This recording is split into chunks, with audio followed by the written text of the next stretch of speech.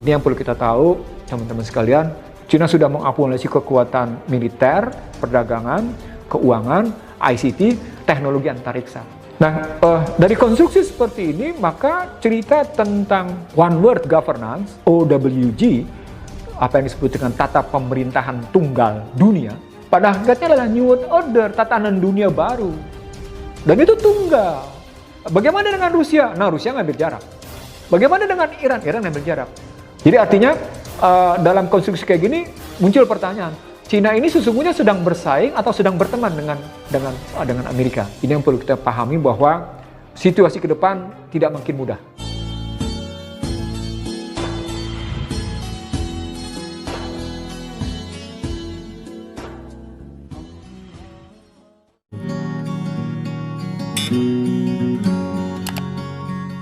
Jadi kalau kita baca Daniel S. Tulin yang menulis tentang hal ini, kita akan mendapat pemahaman bahwa sesungguhnya ketika mereka menyebut greedy is good, ketemu dengan istilah tadi, bagaimana Financial Crisis Inquiry Commission mendapat akar masalah dari situasi global dunia disebabkan oleh moral hazard posisinya. Nah, tidak selesai sampai di situ, mereka melakukan apa yang disebut dengan Black Monday, 24 Agustus 2015. Mereka memukul Cina, mereka memukul Rusia. Tapi ini pun yang terpukul sesungguhnya Rusia, bukan yang banyak Cina. Nilai tukar Cina tidak jatuh, yang terjadi adalah justru sekedar berkurangnya cadangan devisa Cina, tetapi surat-surat utang Amerika tetap mereka pegang dengan baik posisinya. Sebaliknya, Rusia terpukul karena Black Monday posisinya, terbukti dengan terkuncinya transaksi merchant to merchant karena di locknya, dikuncinya penggunaan Visa dan Master, dan Rusia menyadari betapa pentingnya payment system, sistem pembayaran mereka kendalikan sendiri. Saya ulang, betapa pentingnya sistem pembayaran mereka kendalikan sendiri. Artinya mereka kendalikan sendiri negara. Jadi tidak boleh namanya sebuah sistem, satu sistem pembayaran diserahkan kepada swasta. Karena sebuah sistem pembayaran diserahkan kepada swasta akan mengakibatkan kedaulatan negara di bidang sistem pembayaran akan bergeser ke swasta. Nanti akan terpengaruh di sini di Indonesia. Bagaimana kita lihat di Indonesia tidak demikian rupa. Tapi Indonesia berani diserahkan kepada pihak ketiga sistem pembayarannya. Nah, teman-teman, kalau kita sudah bicara seperti ini, berarti Cina sudah mengakumulasi kekuatannya bukan hanya pada kekuatan ekonomi. Cina sudah mengakumulasi kekuatan militer, Cina sudah berbasis nuklir maupun tenaga manusia maupun peralatan lain posisinya. Cina sudah mengakumulasi kekuatan perdagangan, Cina sudah mengakumulasi kekuatan keuangan. Yang paling menarik, Cina juga sudah mengakumulasi kekuatan ICT. Dan yang terakhir yang mereka mengakui makin sempitnya kesenjangan teknologi itu dalam teknologi antariksa. Jadi artinya dalam konstruksi kayak gini muncul pertanyaan, Cina ini sesungguhnya sedang bersaing atau sedang berteman dengan Amerika. Kalau begitu ceritanya, maka sebenarnya bagaimana konstruksi berpikirnya dari situasi yang ada? Apakah ini kapitalisme korporasi atau apakah ini kapitalisme negara? Nah, kalau dibilang kapitalisme negara itu berarti BUMN ceritanya.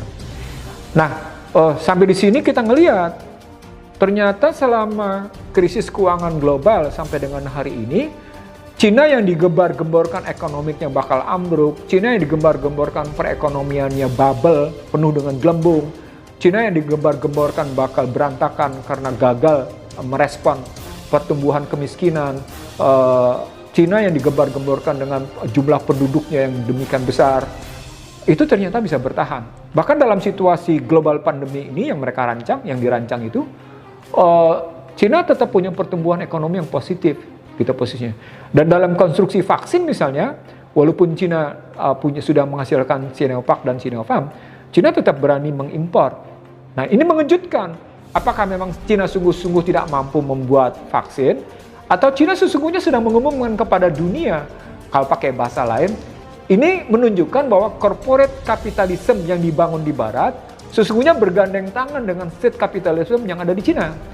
Jadi kita tidak bisa murni menyatakan bahwa ini sudah terjadi persaingan tajam antara Cina dengan Barat. Tidak, belum tentu. Karena baik corporate capitalism maupun state capitalism pada hakikatnya adalah sebuah sistem fasis.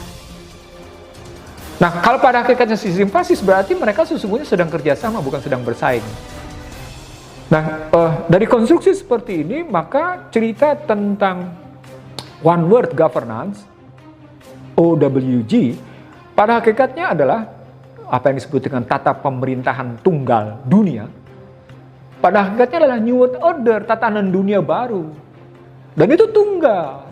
Jadi ada nanti motifnya adalah bagaimana sesungguhnya dunia diatur oleh satu sistem pemerintahan tunggal yang berbasis di Washington. Maka muncul pertanyaan, Cinanya gimana? Menurut saya Cinanya kerjasama. Cuma bagi-bagi wilayah. Cina di wilayah mana, kemudian Barat di wilayah mana, satu. Yang kedua, bagaimana dengan Rusia? Nah, Rusia ngambil jarak. Bagaimana dengan Iran? Iran ngambil jarak. Di sana, seperti diakui dalam National Defense Strategy of US, sesungguhnya yang dihadapi oleh Barat adalah 4 negara. Pada tahun 97 itu mereka ngakui ada 7. Ada Korea Utara posisinya, ada Iran, ada Irak, ada Libya, ada Syria, ada Rusia, ada Cina.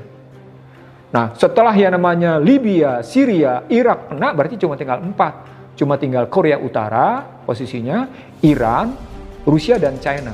Nah, ketika Cinanya bergandeng tangan dalam bentuk fasisme, berarti cuma tinggal Rusia bersama Iran posisinya dan Korea Utara. Nah, ketika kita tahu bahwa akan ada kecenderungan kerjasama yang erat antara Rusia dan Iran, ini berarti pertarungannya bukan cuma sekedar pada pertarungan banyak-banyakan senjata nuklir.